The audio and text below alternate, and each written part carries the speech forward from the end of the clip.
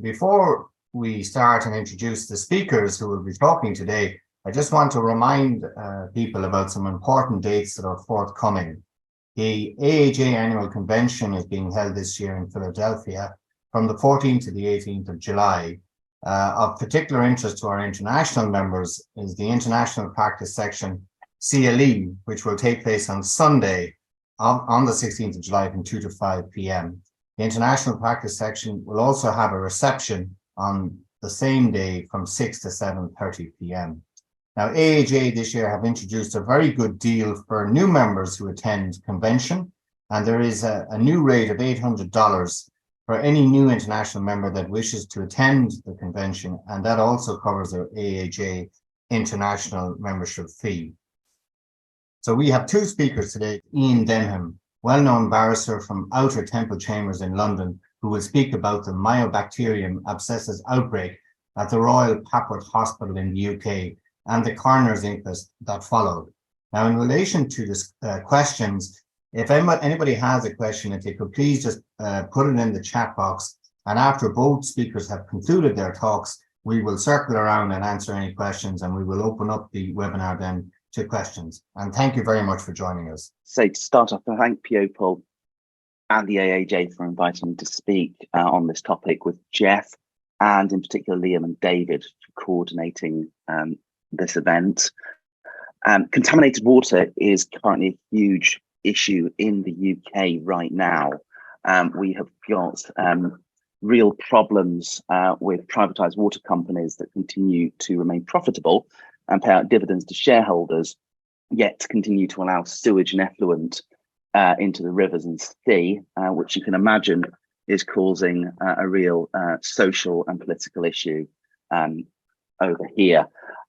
However, my part of the talk is to focus on one specific water contamination outbreak, and that's the water contamination outbreak that occurred at a newly built hospital in Cambridge in the UK in 2019. That was the Royal Papworth Hospital, and we're focusing here, as you can see on the slide, on the new Royal Papworth Hospital, which opened in 2019. For many decades beforehand, there was the old Papworth Hospital, which had no issue with water contamination whatsoever. Now, I'm aware that I'm speaking before an international audience, and just for some perspective, this hospital forms part of the National Health Service in the UK, which is a publicly funded healthcare system. The NHS is divided into individual NHS trusts, which might comprise a single hospital or a number of healthcare facilities within a geographical area. So if I fall into the using the term trust instead of the hospital, I'm referring to the hospital and the NHS. They are all one and the same. The Royal Papworth Hospital is a specialist and continues to be a specialist facility, and particularly a specialist with regards to heart and lung transplants, and is one of the leading cardiothoracic transplant centres in the UK. You can see some details there in the slide with regards to the final stages of the construction and the building of the hospital. It also merits just a comment that the construction was financed by way of a private finance initiative. That's an arrangement between the state and private companies, whereby the building and planning is undertaken by private companies and maintained by private companies, and the state continues to pay for that over many years to come. Also, just to highlight for my friends in the States that apologies in terms of dates, I've used the UK format of day, month, year. So if you get confused, my apologies. So what happened at the Royal Papworth? Shortly after the hospital opened, it became apparent that there was an issue with immunosuppressed patients, those typically, in our case, having recently had lung transplant, testing positive for what is a very common bacteria called Mycobacterium Abscessus. And it is a non-tuberculous mycobacteria. It is widespread and especially found in water and soil, and generally is innocuous. I could have it in my glass of water here, take a sip, and because I'm not immunosuppressed, it will cause me absolutely no harm. But it is exceedingly dangerous to those who are immunosuppressed. Again, there's a lot of detail on this slide, but just to go through the summary of what we're going through here, Mycobacterium abscessus is significant risk to those who are immunosuppressed, which of course, in the instance of the Royal Papworth Hospital, was a particular concern because the mainstay of their patients were, and thus one would have expected that if Mycobacterium was seen as being a risk, it's the sort of thing that you would have hoped that they would have seen as potentially causing a danger to patients in the facility. It's also important to note there had been no previously recorded outbreaks in the UK. The only previous known outbreak which followed investigation of this outbreak in Cambridge was that at Duke University in North Carolina. I'm aware that one of my colleagues who's been working on the case, if not a couple, are listening in on this case. So if there's anybody in the United States afterwards, after I finish talking, who has any knowledge of the Duke University Hospital outbreak, it would certainly be of assistance if you could share your details. So perhaps we could speak about that. The other thing that's of interest in terms of Mycobacterium abscessus is it's hardy, particularly in two respects. Once it gets into the water system, is nigh on impossible to eradicate. This is because it forms biofilms on the edge and the internal aspects of piping and can remain dormant and apparently not causing any problems. And then when the right conditions occur, it can jump back into life again and start spreading and proliferating. It is also hardy in terms when somebody is infected by it. It is not easy to treat. And in the cases that we have seen, the use of aggressive antibiotics, in most cases, pretty much experimental, have been necessary in order to attempt treatment when an individual is infected, first colonized and then infected by the bacteria. In this case, in this talk in particular, we're focused on the tragic death of two women. These are on the left, Anne Martinez, and on the right, Karen Starling. Dozens more patients at the Royal Papworth Hospital have been infected with the pathogen and continue to live with the consequences. These include patients at the hospital who will no longer be able to have lung transplants that they have waited so long for.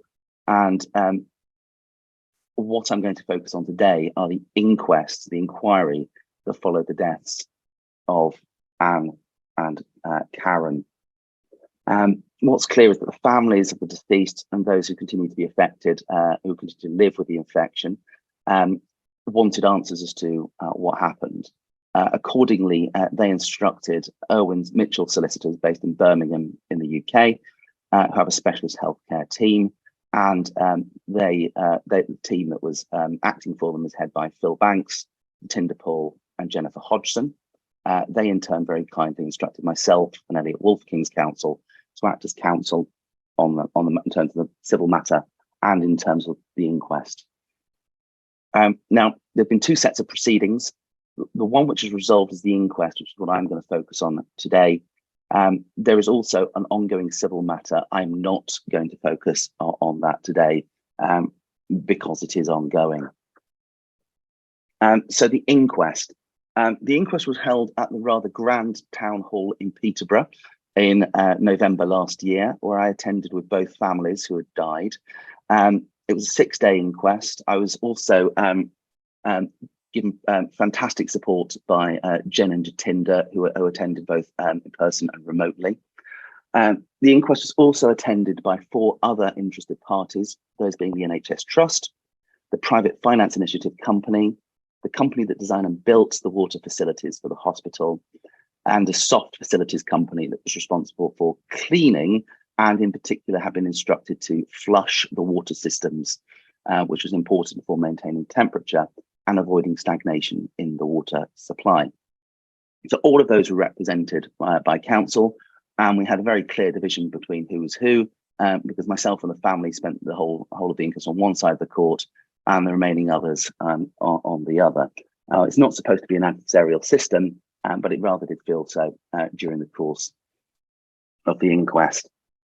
Evidence was also heard from, amongst others, treating physicians, the trust microbiologist, experts from Public Health England, which have oversight for issues such as this, particularly when there are health outbreaks, those involved in the design and maintenance of water facilities, and senior figures within the NHS Trust responsible for overall oversight of the hospital. Now, being aware that I'm speaking to an international audience, what is a coroner's inquest? In summary, in certain prescribed situations following a death, a coroner may open an inquest to make inquiries into the death of that person. Given the nature of these particular deaths, it was so appropriate. An inquest is led by a coroner or one of their deputies who have responsibilities over a geographic area. They're usually lawyers and or have medical training.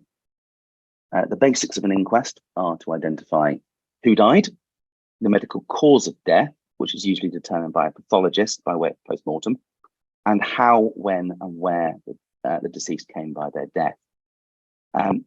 In terms of reaching an answer to those questions, the coroner may also adopt what can be a short form conclusion. And for example, they can include terms such as accident, misadventure, lawful or unlawful killing, suicide, natural causes, and there are a few more. In this particular inquest, the coroner considered it was inadequate to simply conclude the inquest by using one of those labels, and there was ability to use what's called a long form or narrative conclusion to describe the findings. What is important is that the coronial process is not intended to find fault, and nor can parties ask questions which are slanted in a way such as to imply or argue that there is fault. So there is a clear distinction between the criminal and civil procedures in England and Wales, and the coronial process is seen as not being adversarial in nature and a fact-finding process. That said, information gained in an inquest can be helpful in civil proceedings, and a coroner may issue a prevention of future deaths report, which can be written to appropriate parties in order to avoid similar deaths. And the recipient of those reports are expected to write back to the coroner to indicate what steps were taken. Just a bit of a background as to what happened to Karen. In May 2019, Karen underwent a lung transplant, but as soon as September 2019, she was found to be positive for a Mycobacterium Abscessus infection. She underwent antibiotic treatments. At that point, it was relatively clear that little was known about Mycobacterium Abscessus, both in terms of how to deal with it in the water supply and how to treat somebody with an infection. And despite there being one person, at least one person, treating physician at the trust, who had worked at Duke at or around the point of the infection and outbreak there appeared to be very little, if any, coordination between Papworth and Duke to discover what lessons they had learned there. As indicated beforehand, because the nature of the infection, a rather aggressive treatment and cocktail of antibiotics was undertaken, and that included using a particular antibiotic called tigecycline. Tragically, as a result of the use of that antibiotic, Karen developed acute pancreatitis, and it was in fact the acute pancreatitis which caused her death in 2020. A summary of what happened to Anne. Anne also underwent a lung transplant 2 months after Karen. She was believed to be the first to test positive. Her health improved for a while. However, in the autumn of 2020, the infection got worse, and her antibiotic treatment led to kidney damage, which led to her death as well. So both women sadly died as the complications arising from the treatment, that was intended to treat the Mycobacterium Abscessus. However, it was not challenged that treatment was required, and there was no suggestion at the inquest that any of the use of the antibiotics were themselves unsatisfactory, or, although terms wouldn't have been used, negligent, and effectively that the treatment reflected what was considered the appropriate state of knowledge at the given time. The hospital, as they were required to do, given that they had declared an outbreak, produced a serious incident report, which was principally authored by the Trust's lead microbiologist. We had access to those documents before the inquest, as well as a considerable number of minutes from internal meetings and various other related documentation. The conclusions there were that the infections were directly linked to contaminated water, but they were not able to draw any conclusions as to how the water had become contaminated. There was considerable discussion within that report in the early stages when they were trying to determine the means of exposure to the pathogen, and they included consideration of person-to-person transmission, contaminated medical equipment, and direct access to water, whether or not that be by drinking or aspirated water in showers and the like. Management in terms of trying to reduce and abate the impact of the outbreak included use of filters on water outlets, chemical treatment, light treatment, flushing of water, maintenance of the temperature. However, at no time, even when the Trust were unclear what the cause was, were wards closed. Just another point to note in terms of the procedure for an inquest: interested parties were not allowed to produce their own evidence, but our preparation, particularly mine as advocate for the two families at the inquest, was greatly assisted by those at Irwin Mitchell, instructing specialist water safety experts and microbiologists who greatly assisted in reviewing the documents and advising me and the legal team in terms of what direction we should take in terms of challenging certain parts of evidence and asking questions at the inquest. And that was certainly valued by the family, and certainly assisted us in terms of our evidence gathering moving forward for the civil action. So in terms of what guidance was available at the time, both in terms of the construction and planning of the hospital and its opening, that is summarised on this slide. Now, there's an awful lot of detail on this slide, and I'd be happy for the slide to be distributed to you after this event, but I'm not going to go through all of that detail now, so let me summarise. The gist is, water companies, those in the UK being privatised regional companies that supply water in those specific geographical locations, were required to ensure that the real nasty pathogens, the types like Ebola and the really horrible stuff, did not reach the public water supply. So that's in the pipes, notwithstanding what I said at the beginning about what's in our rivers, which are truly disgusting at the moment. This is what should be coming through the taps. So non-dangerous pathogens should not be in the water system. So they were not required to test the Mycobacterium Abscessus. And even when the Trust were going through their investigations and asked the relevant water company to test whether or not Mycobacterium Abscessus was in the pipes going into their hospital, they refused to do so because they said they didn't have a statutory obligation to do so. Hospitals are the key bit of framework there are what are called health technical memorandums, or HTMs, which one of the lead infrastructure guys at the hospital said during the inquest are effectively deemed as being their Bible in terms of regulations for almost every single aspect of the running of a hospital.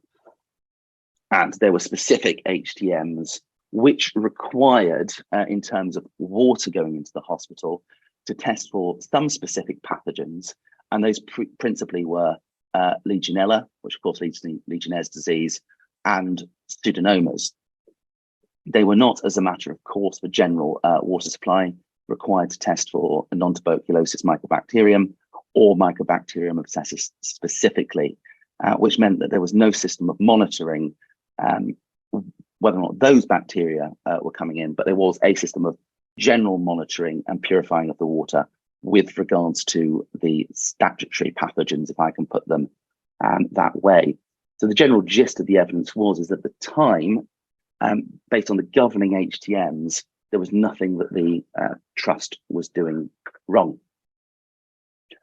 However, there have been developments, and we suspect that this new British standard, which has now come out in 2022, is most likely as a result of the reporting of the incident at Royal Papworth. What is incredibly frustrating is that this British standard and its contents, which I'll speak to in a moment, is not contained in the current HTMs. And what is clear is the healthcare professionals refer to the HTMs on the assumption that they are conclusive and cover everything that you would expect them to do, that they need to cover. As he essentially said, it's the Bible, it's the gold standard. And the current HTMs, particularly those with regards to water, have yet to be updated to reflect this British standard. And as we can see on the slide that you're viewing now, there is now a recognition of the danger posed by non-tuberculosis mycobacterium, and that where you have immunocompromised individuals, such as in our case, transplant units and the like, there needs to be specific risk assessments to deal with the risk posed. And thereafter, in the commentary with regard to the British standard, direct reference to Mycobacterium abscessus can pose a risk of serious illness and mortality in high-risk patients, and the observation of it being intrinsically resistant to most antibiotics. And of course, it is intrinsically resistant to chemical treating within the water systems as well. So it really is the proverbial double whammy. So we are hoping that by lessons learnt with regards to the incident at Royal Papworth in the British standards, that hospitals will start to become aware of these issues. However, to my knowledge, that has not translated into the HTMs being revised, and they really need to do so. In terms of the coroner's findings, as I said earlier on, the coroner's findings are not intended to find any form of fault. And the coroner, the standard of proof, I was very interested in what Jeff was saying about the 50-50 standard of proof. It still remains 51-49, or more likely than not in terms of a coroner's finding. And in terms of how the water, how the pathogen got into the water, that was something where the coroner considered that he did not have sufficient evidence to be able to make a finding of fact on it. How it came to be so commonplace in the water and proliferate was likely to be due to operational delays in the hospital starting, which was effectively due to water stagnation, which also caused water to heat because there wasn't the flow, enabled perfect environments for the bacteria to multiply and form biofilms, at which point its continued residence in the hospital was effectively guaranteed. One factor that was considered was there an opportunity to have spotted the presence of Mycobacterium, albeit that there wasn't an obligation to look for it.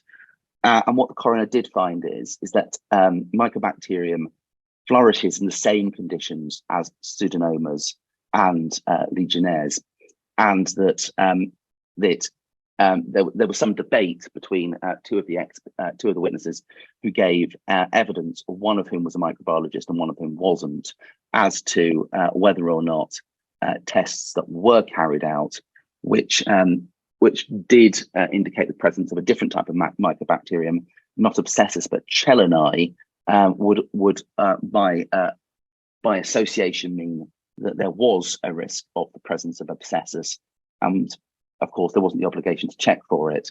But that was rather suggestive that before the hospital opened, or when there were delays which were caused by the presence of Legionnaires and pseudomonas, that may well have been the time when those bacteria were also present, entered the whole hospital water supply, and duplicated. One issue, just before I get to the prevention of future deaths report, is why had there not been the same issue at the old hospital? The old hospital had been there for many years, and there had not been any issues with Mycobacterium Abscessus. And certainly one issue that was ventilated during the course of the inquest was that Mycobacterium Abscessus is a soil-based bacteria. And during the construction phase, soil was being churned up, soil would have got into the pipe work, and although it may not have been in the main supply, it may well have got into the pipes, flushed into the system. And that is one way that it may have got in, to such a level that the coroner was concerned that another children's hospital was being built at the same around the same time now, and requested that the trust highlight this issue to that children's hospital, so hopefully the same issue won't happen again there. The coroner was sufficiently concerned to issue a prevention of future death report. That has been sent to the Secretary of State, and the response is due back in July. But as you can see, with regard to the text in red, one of the significant concerns the coroner has is that the HTMs, which are the guidance which are mandatory to be followed, currently do not reflect the British standard and the current state of knowledge. And of course, that is imperative that it does include that information. It is amended, so incidents like this should be avoided again in the future.